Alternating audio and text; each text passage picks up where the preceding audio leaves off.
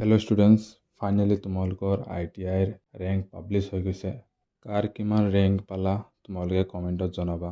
আৰু যদি তোমালোকে নাজানা কেনেকৈ ৰেংক চেক কৰিব লাগে তেনেহ'লে ভিডিঅ'টো চোৱা। প্ৰথমে তোমালোকে গুগলত গৈ আসাম ITI বুলি চাৰ্চ কৰিবা।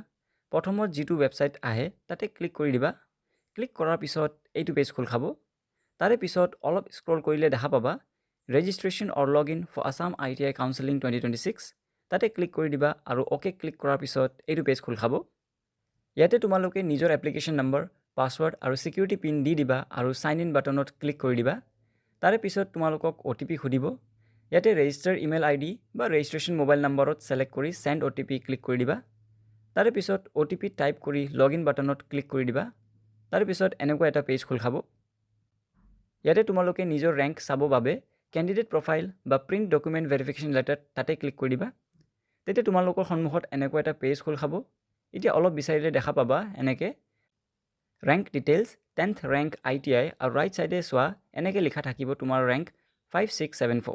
বাকী ভিডিঅ'টো ভাল লাগিলে লাইক কৰি দিবা আৰু ITIৰ ওপৰত আপডেট পাই থাকিবৰ বাবে চেনেলটো ছাবস্ক্ৰাইব কৰি ল'বা। বাকী ৰেংক ওলোৱাৰ পিছত নেক্সট প্ৰচেছ কি কৰিব লাগিব যদি জানিব বিচৰা স্ক্ৰীনত অহা ভিডিঅ'টোত ক্লিক কৰা, তাতে আলোচনা কৰিম। Thank U.